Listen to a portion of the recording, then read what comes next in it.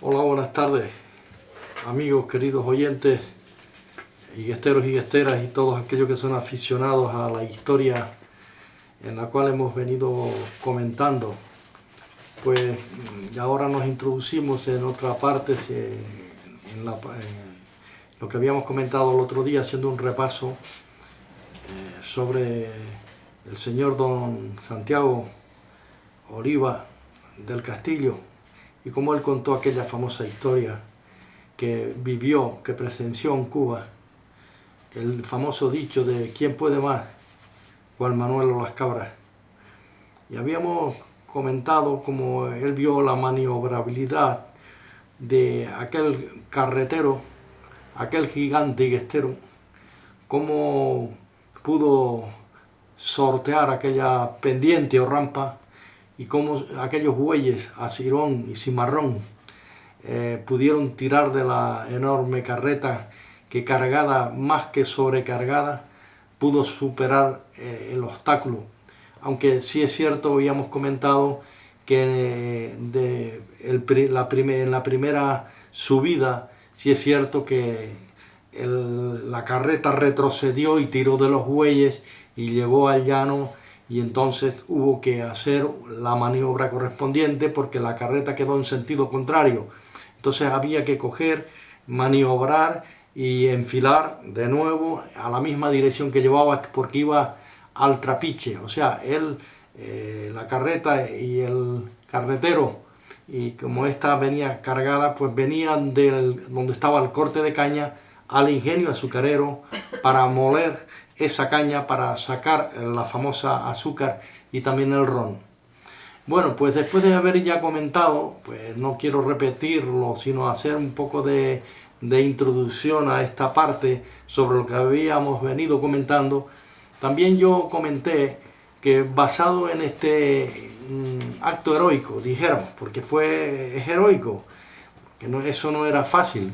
El don Santiago comentó cuando eso lo observó y lo vio él cuando tenía 16 años de edad, y tuvo que llorar cuando escuchó aquellas palabras que dijeron ¿quién puede más? O ¿quién manda más? Juan Manuel o las cabras. El dicho higuestero se pronunció, el gigante lo cantó, lo expresó, pero el gigante nunca pensó de que alguien estaría escuchando, sino fue que después que realizó aquel esfuerzo gigantesco, aquel acto heroico, fue cuando ya se pronunció y dijo ¿quién puede más? ¿O quién manda más? Juan Manuel o las cabras. Bueno, pues hay unas palabras que yo en este caso he dedicado a aquel acto, y me gustaría pronunciarlas modestamente, porque están relacionadas con el hecho, ¿no? Y entre otras cosas, comentar o decir de acuerdo a la situación y a lo que pasó, como recordatorio a la memoria de don Santiago, que fue el que transmitió el mensaje y que lo trajo a Higueste, a la memoria del carretero, del gigante higuestero que era el carretero, y en memoria a aquellos bueyes, tanto Asirón como Cimarrón, pues podemos cantar las siguientes palabras. Y dice así: el higuestero afanado a su carro cargó, de caña de azúcar de donde se saca el ron. Tirando del fuerte carro o del gran carro iba Asirón, y de compañero también iba Cimarrón. En la pendiente o en la rampa el carro retrocedió, tirando de los bueyes sin compasión. Pero una vez en el llano, el carretero los acarició. Entre la tierra y el fango era la gran cuestión. El valiente higuestero los ordenó con suaves palabras, con su firme voz. Adelante, Asirón, une tus fuerzas a Cimarrón. Y en la esquina del carro, el higuestero pegó su hombro de acero y se oyó su potente voz, que decía insistentemente: adelante, Asirón, adelante, Cimarrón. Y los tres al unísono dieron un fuerte empujón, y el carro, el obstáculo, lo sobrepasó, llegando al llano con mucho valor. Y el higuestero de su pantalón tiró, y se oyó su fuerte voz que dijo: aquí el que manda soy yo. Así que estas palabras, de acuerdo con el acto heroico, quería expresarlas porque a la memoria de ellos, de los ya mencionados, bien van esas palabras, como el acto heroico de aquel gigante, y que aquel hombre con 16 años de edad observó y vio, y que en el transcurso del tiempo, cuando ya él era un hombre derecho, había madurado, cuando ya él viene de Cuba, contó ese relato. Y miren ustedes por dónde podríamos decir que es curioso que todas estas historias están relacionadas, como tantas otras, con los higuesteros en Cuba. Pero habíamos hablado en el último comentario que habíamos hecho, la última parte que se había hecho, de por qué surgió esto de quién puede más, Juan Manuel o las cabras. Bueno, esto se basa en un hecho concreto, un hecho verídico que sucedió en Higueste para los años 1800. En los años 1800 no había galerías de agua, no se extraía el agua de las montañas como después posteriormente. Enciende la luz ahí. Entonces, evidentemente, podemos decir que, si me permiten, voy a encender la luz porque tenemos casi un poco de luz para que se vea, para que no esté en la oscuridad. Pues hablando sobre este alcalde pedáneo, el agua era un bien escaso en aquellos tiempos. Había llegado el verano, las fuentes habían bajado su caudal. Las fuentes famosas, como era el Chajarche, eran las fuentes de Chafache y otras muchas famosas. Y también había una famosa fuente que emanaba, y se había hecho un hoyo para que en este caso la que iba manando fuera un recipiente, se iba llenando el recipiente y después rebosaba. Claro, el problema existente era que de allí iba mucha gente a buscar el agua para sus quehaceres, para los asuntos domésticos, y también servía como un pequeño abrevadero para los animales, aunque era un poco higiénico, pero era lo que había en aquel entonces. Bueno, el alcalde pedáneo, en vista de que había llegado el verano y el agua era muy escaso, estaba muy escasa, pues pensó, dice: es mi responsabilidad de que se beneficien primero los vecinos en los asuntos domésticos, que beban los vecinos, y ya los animales, esto es un verdadero problema. Pero claro, el prohibirle que bebieran los animales, tanto reses vacunas como mulares, como a nivel de ganado cabrío, ovejuno, lo que fuese, pues claro, él dice: ahora cómo me enfrento yo con estas personas que tienen esos animales. Bueno, pues acordó astutamente lo siguiente. Dice: bueno, para yo no crearme problemas, para ya no enfadarme con nadie, aquí lo que tengo que hacer es poner a alguien al cuidado de ese lugar para que no beban agua, y que prohíba de parte del señor alcalde que no se debe de permitir que beban animales en este lugar. Quiero decir, en el hoyo o recipiente que recogía el agua, o la poca agua que emanaba, porque era el verano.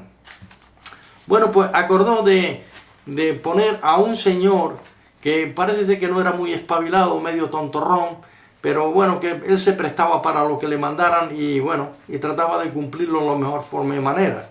Y este hombre se llamaba Juan Manuel. Bueno, pues se da el caso de que Juan Manuel se prestó para este asunto que le había encomendado el alcalde de la época. Repito, el alcalde pedáneo de la época, de Higueste, ¿no?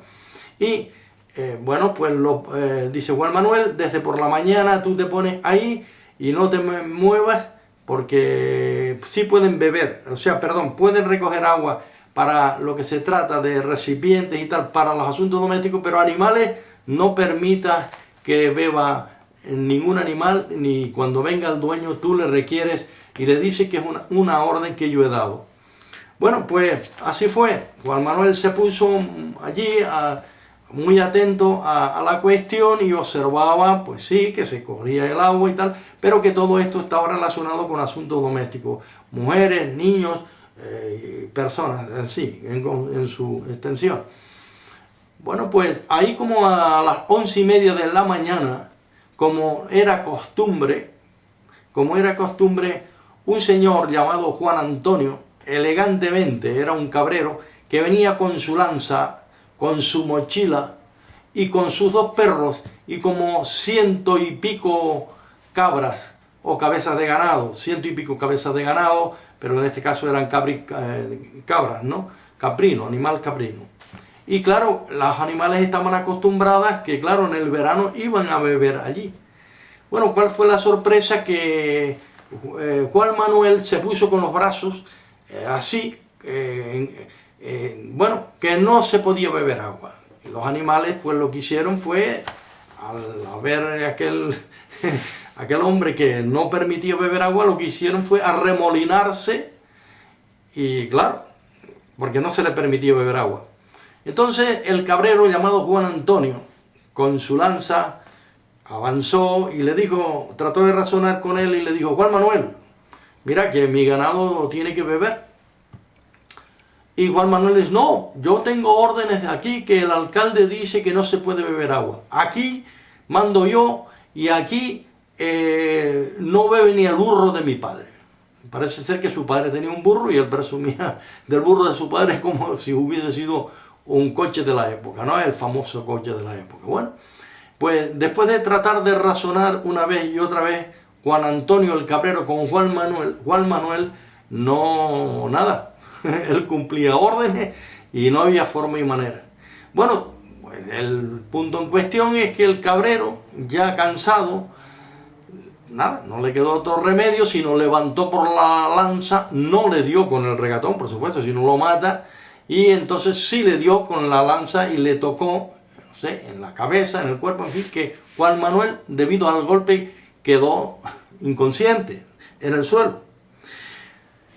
Bueno, entonces dice el cabrero, a beber, claro. Entonces ahora ya el obstáculo se había quitado, el animal, el cabrero trató de que las cabras bebieran, sus perros bebieran y posiblemente también él bebiera, porque vendrían sedientos porque era el verano. Es curioso que el cabrero no partió con el ganado y lo dejó allí, sino al contrario. Cuando ya el ganado había bebido todo, o sea, habían bebido todas las cabras, todos los animales, en sí él, pues pasó como un tiempo prudente de 20 minutos. Como a los 20 minutos, Juan Manuel se levanta y entonces, medio aturdido, Juan Antonio el cabrero le dice, ¿quién puede más o quién manda más aquí? ¿Juan Manuel o las cabras? Dándole a entender, mira, tú te lo buscaste. Bueno, es curioso que ese dicho continuó en nuestro Igueste como dicho muy popular, a tal grado que era tan popular de que quién manda más aquí o quién puede más a mí, Juan Manuel o las cabras, era un dicho que cuando había que forcejear, cuando había que discutir, cuando había que cuestionar algo en su totalidad, el más que pudiera se llevaba al gato al agua, también otra expresión muy popular, y que decía, ¿quién puede más aquí? Juan Manuel o las cabras. Quiere decir que cuando alguien se ponía en su punto, dice, aquí ni un paso más. Bueno, este dicho continuó, por eso fue el dicho que se llevó allá a Cuba. Fue el dicho que pronunció, como dije antes, el gigante cuando superó el obstáculo, cuando hizo aquel acto heroico, que acordándose del dicho higuestero, él lo transmitió y lo dijo allí, y que ese dicho popularmente quedó en Cuba. La unificación, la fusión de las dos culturas quedó tanto en Cuba como en Igueste, y entonces ese dicho se repite muy a menudo en Cuba. Y miren ustedes por dónde, que de ahí la copla De ahí la copla que se canta desde ese entonces en los campos canarios y en nuestras ciudades incluso, que se llevó como musa popular del pueblo en el canto. De ahí es cuando nace la expresión despacito y con cuidado. Dijo el pastor en la fuente: primero bebe mi ganado y después bebe la gente. Así que entendemos cómo dentro de lo que es la cultura de los pueblos, pues también después esto incluso se cantaba como copla por nuestros campos. Hasta el día de hoy se sigue cantando, y ahí es donde nació esto de que ¿quién manda más aquí? Juan Manuel o las cabras, o despacito y con cuidado. Repito, dijo el pastor en la fuente: primero bebe mi ganado y después bebe la gente. Bueno, pues este dicho pues continúa hasta los años 1970, se seguía pronunciando, ya hoy menos, pero siempre recuerdo este dicho desde muy pequeño en mi pueblo, quien dice: ¿quién puede más, si es Juan Manuel o las cabras?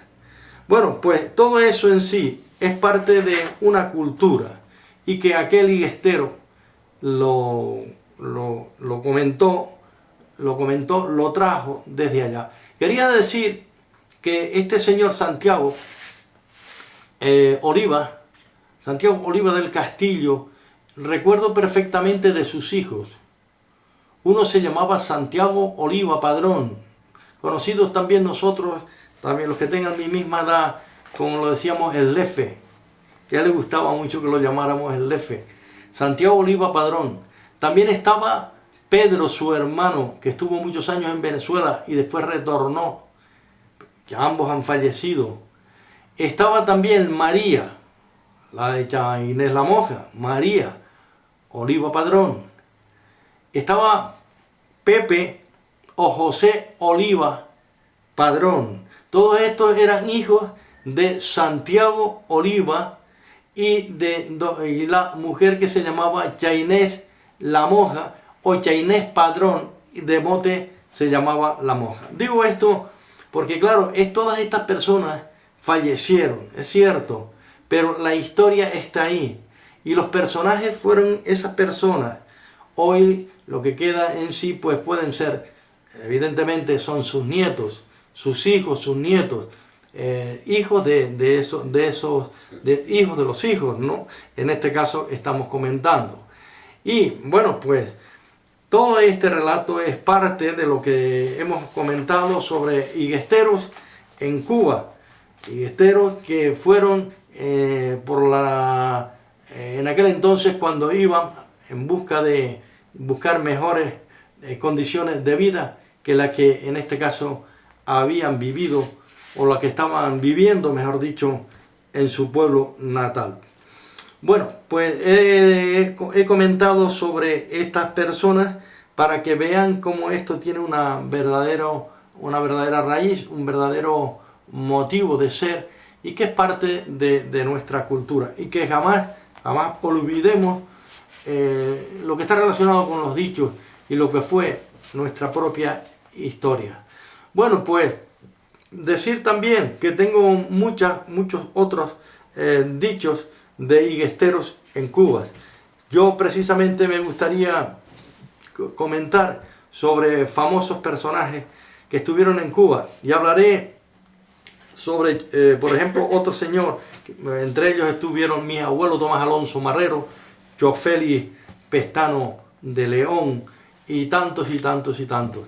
De Chofélix Pestano de León también me gustaría comentar algunas batallitas que, por decirlo así, que ya contaban los viejos de lo que pasó, y efectivamente de cosas tan entrañables que ellos después contaban, y que siempre decían: cuando estuve en la bella Cuba, cuando estuve en Cuba, me acuerdo tal. Porque claro, el que ellos contaran todas estas cosas es porque era la plena juventud, y entonces la plena juventud es ahí cuando ellos realizaban todo este tipo de trabajo, de anécdotas, de cosas así por el estilo, ¿no?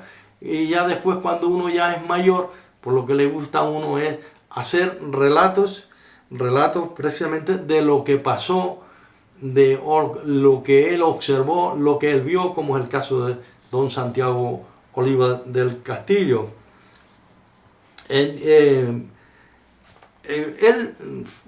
Hablando de hecho Félix, era muy curioso porque yo siempre era muy observativo y cuando éramos pequeños pues lo veíamos fuera de la escuela, cuando íbamos a la escuela, aquel hombre ya más mayor, con aquel sombrero, y toda expresión que él usaba, cuando él comentaba o hablaba, decía siempre yo firme como el morro de Chafache.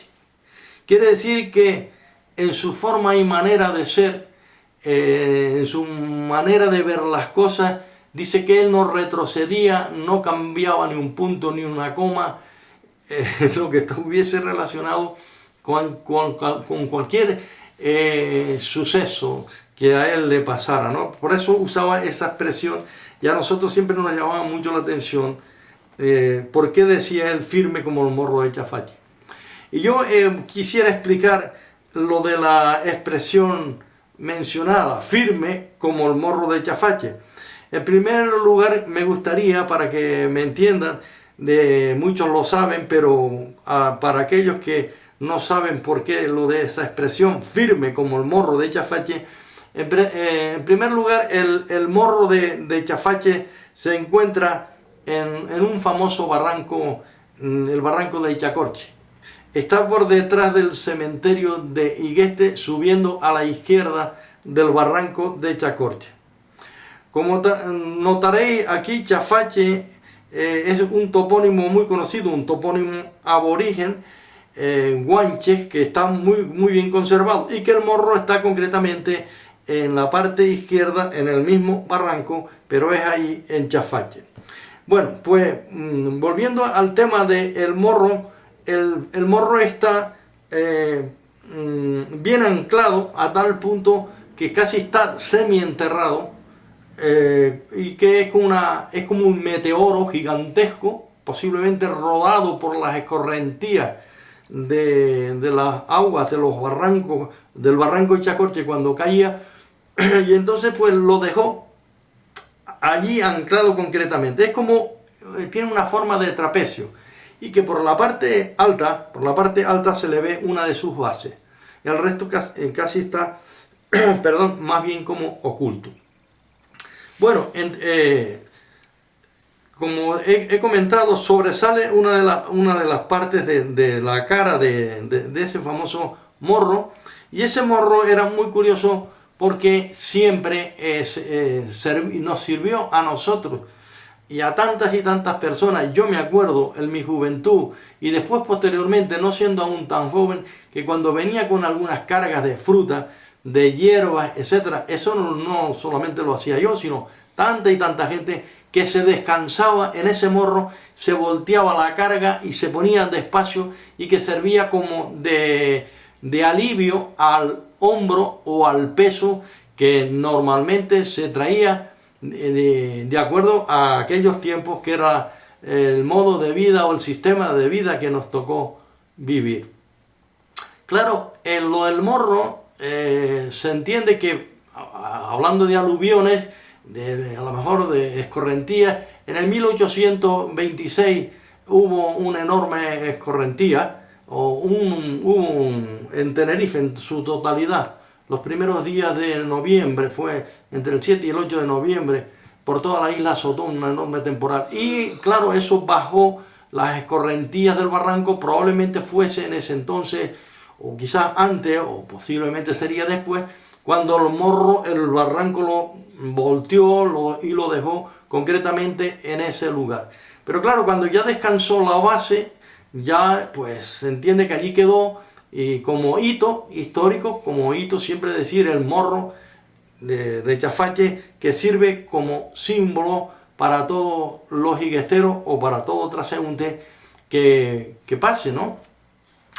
Y también hubo otro aluvión muy grande en el año 1948.